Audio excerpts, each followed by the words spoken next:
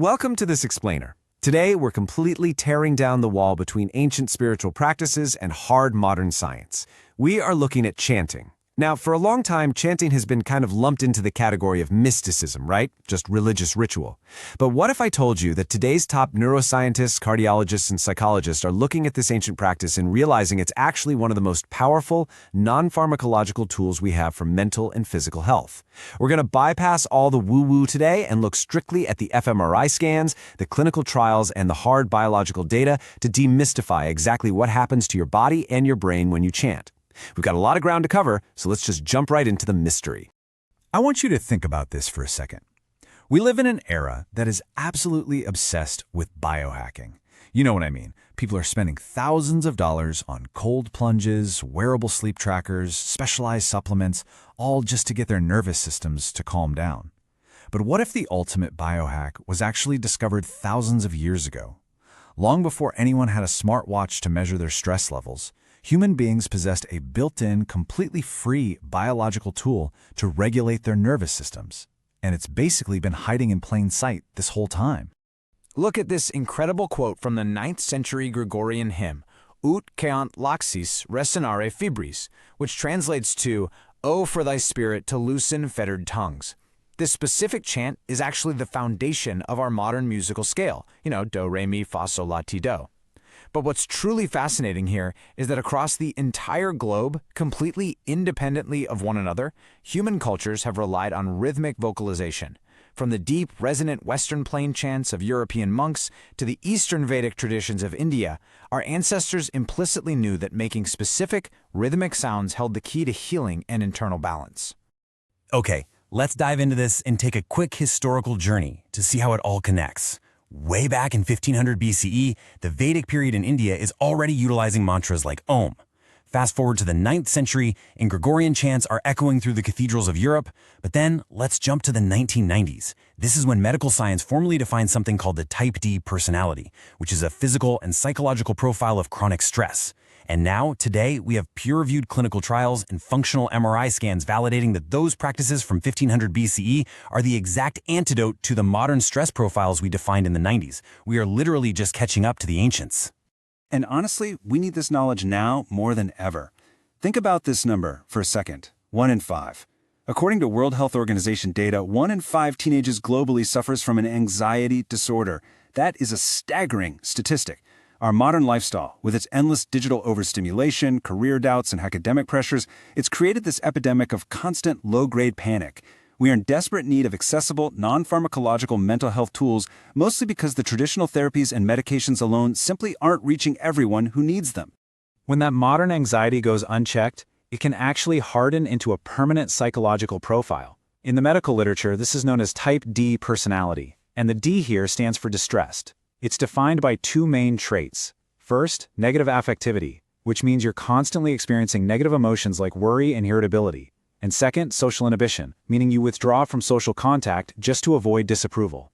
It's essentially a state of constant internal turmoil, coupled with total outward isolation.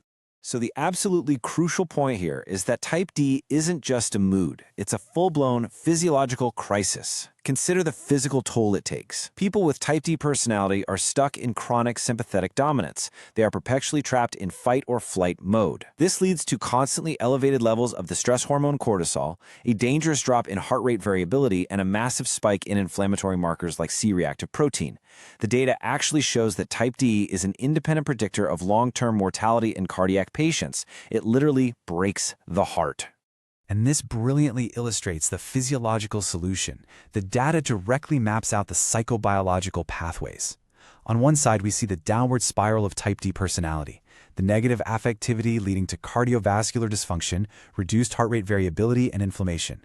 But look at the inverse. The application of chanting, specifically Om chanting in this particular study, creates the exact opposite pathway. It intercepts that stress cascade, improves autonomic function, drops cortisol, enhances vagal tone, and ultimately restores psychological well-being. It's literally a direct biological counterattack to chronic stress. So how does just making a sound actually do all of that?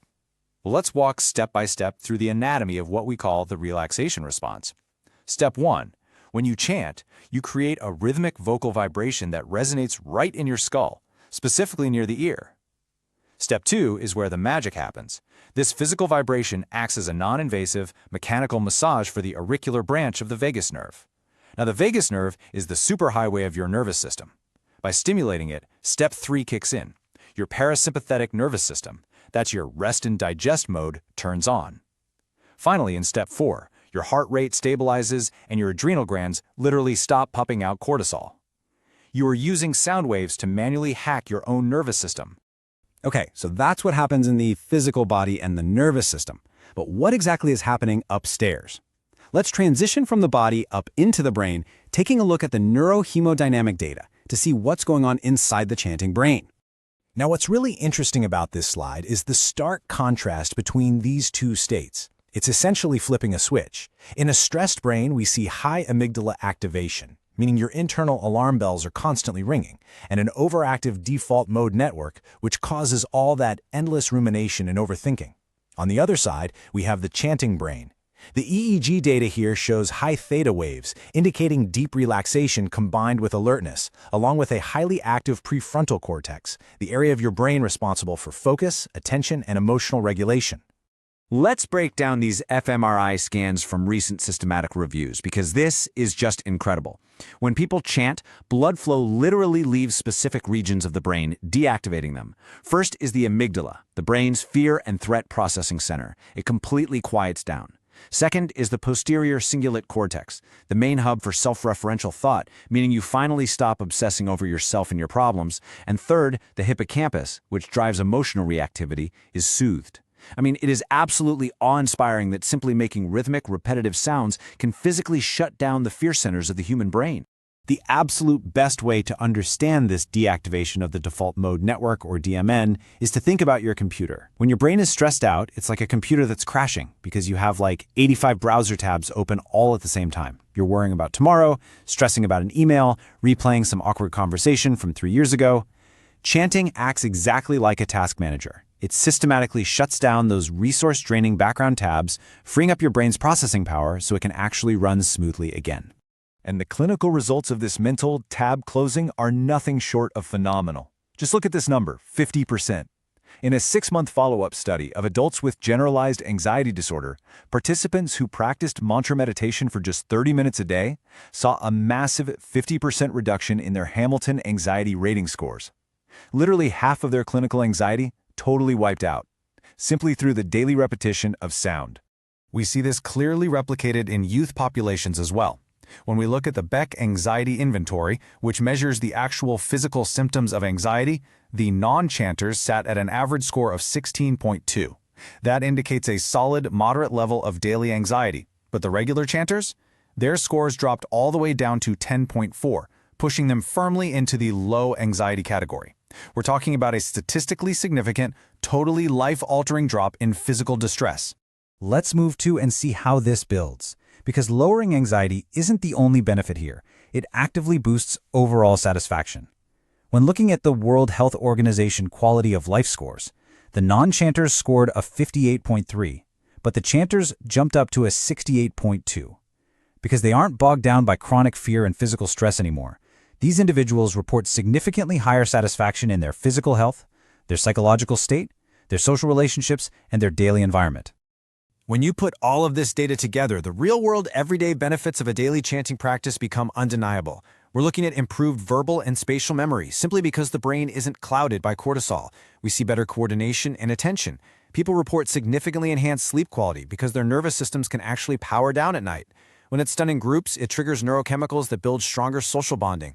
And honestly, perhaps the most beautiful part of this whole thing, it is a completely free, highly effective, non-pharmacological tool that you can take with you wherever you go.